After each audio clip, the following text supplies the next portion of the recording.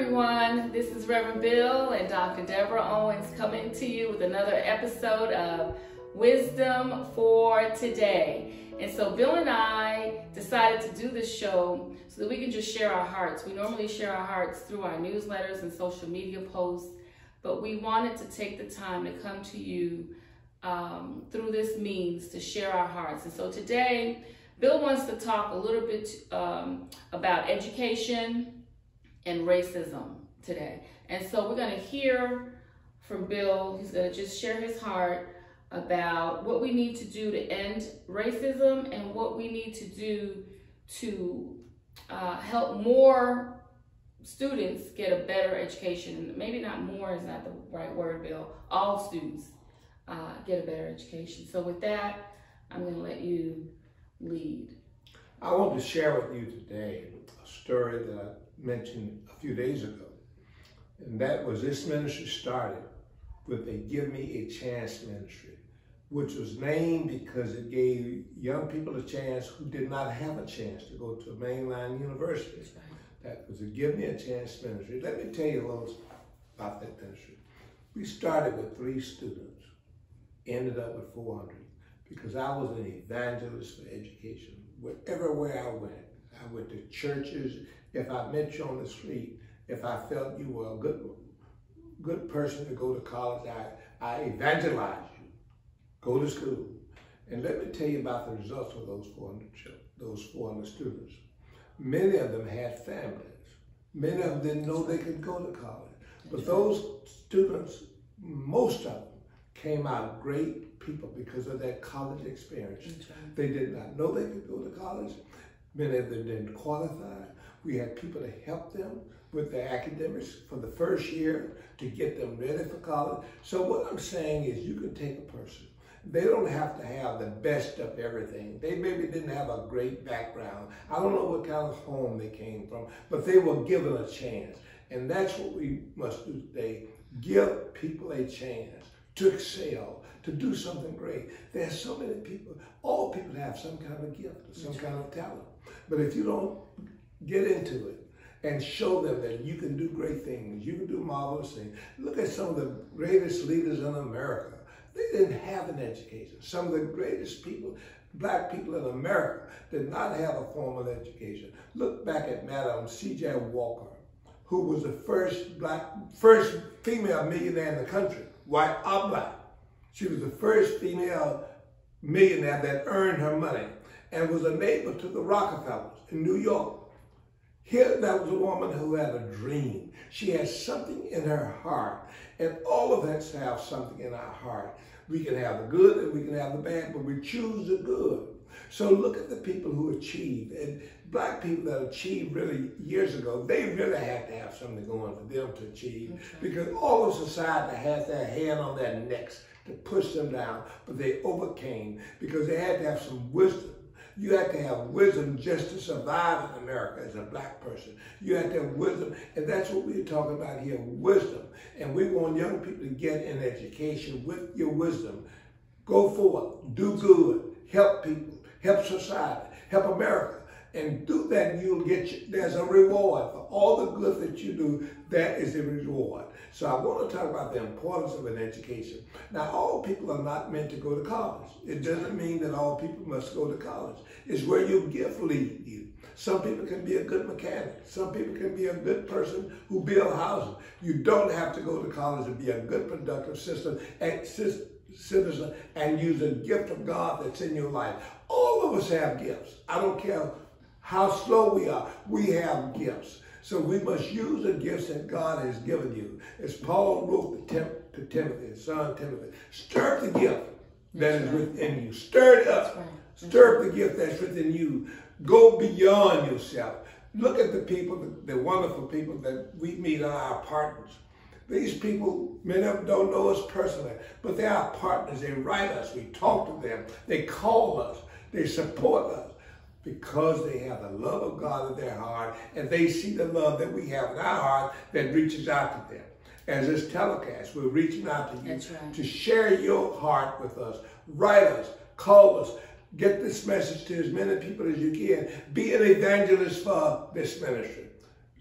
wisdom for today. We want to show wisdom, Christ-like wisdom. We want to change America for the good with the Christian values. And remember that Christ matters in our lives every day. Deborah? Yes, honey. I want to talk a little bit about, well, I want to talk about two things, but let's stay on that track for now. But I want to get to how do we end racism. But I want to let the audience know, let our viewers know that I came to ORU from New York. Didn't know Bill. Didn't know that he had a ministry there. And the experience at Oral Roberts University changed my life. Being on a Christian campus, it was just what I needed at that time in my life. I was 27 years old when I left New York, headed to Tulsa, Oklahoma, not knowing I was going to meet this man sitting right here and that he would become my husband. And I worked alongside Bill with the Give Me a Chance ministry program, helping students who needed a bridge they weren't quite where they needed to be in college. So they needed a bridge to get them to where they needed to be. And so we offered mentor programs, tutoring programs, scholarships. Bill had lots of different things in place to help nurture the students through that majority white institution. We developed a great relationship with Oral Roberts and until today, Richard Roberts. And so that program was a great success, and something tremendously good came out of that program because you ended up meeting your wife. That's right. And that was the getting best married, and here we are today. How many years later? It'll be 25 years. 25 years. This November that we've been married, and so I just wanted to throw that in there. Tell about our two lovely children. Oh, we have David, who is 8. He's going to be 9 on Christmas. And Charisma is 7. She'll be 8 in November. And Bill actually named Charisma Shirley. Little Cordy. That's right. That's right. So we wanted to have a boy and a girl, and we thought we were going to name David William Gabriel at the time, but then you said we have too many Williams in the family, and then Bill named Charisma. And I tell you what, Charisma came 17, 18 years way into our marriage. And when she came out, like, Bill, we have to keep that name, right? That's right. We can't change Charisma. it. And she wears that name well. She's full of charisma. She loves to dancing. And she's the boss. She has a gift of wisdom.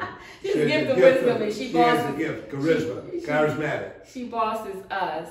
And David, I think he's going to be a little diplomat or attorney or something. He likes to argue his point and make his case all the time, and he's gonna make sure you hear him. He won't stop talking until you until you listen. He wants to be heard. He wants to be heard. And so God has blessed us in this point in our lives to have these two children who keep us young and energized and keep us fighting the good fight. And so we're not the typical usual couple. But we press on. God is good nonetheless. So let's talk about, because it really disturbs me that the left uses the term racism so freely. And they, if you don't believe that all police are bad and racist, then you're with the KKK or the white supremacists, or you're against blacks, and that's such a lie. And they do it so well that you have companies now throwing millions of dollars to Black Lives Matter just so they can say, see, I'm not racist. I'm not quite sure what Black Lives Matter is doing with the money. I'm not sure if they have any programs in place. I'm not sure if they're a nonprofit company. I don't know anything about that organization, but I do know that that term is being used to divide and conquer. And we have lots of white people that we consider dear friends and family. And we know they're not racist. And then we have some black friends that we know are racist. So I think the race issue is a matter of the heart. Wouldn't you say it's a matter of the heart, not the skin color? Sure, it's a matter of the heart, and usually racism starts with the children. They were taught to not like black folks. Black folks were not as good. They were different. Many of them called us ignorant and unlearned, and some of the ones that called us that they were ignorant and unlearned. But that's the way it is. They started with their parents being racist, and they became racist. And sometimes they have a good conversion. They see that blacks are just as good as they are, that they're smart as they are, and so we must end this idea of racism. And this wisdom, this program, Wisdom for Today, is to help walk you through that, to give you some facts, let you know, and I tell you about my book. If you don't have this book, you need it. Wisdom for Today needs this book, A Dream Derailed, A Dream Derailed, which tells of the black plight in America. That when Dr. King led the Civil Rights Movement, we had dreams, and it was this was going to happen, this good was going to happen. And then somebody stepped in and tried to derail that. And I told the story the other day of how they wanted black mothers to put their children on welfare, put the father out of the home, how it helped destroy the black family. So when you see young black men, you can use to tell the one that didn't have a father. And that was by design in the system. Right. That was racism at its worst. I was just going to say that was racism. To destroy generations of people, right. Not just the ones that were here then, right. But in the future, they were successful in all but destroying the black community.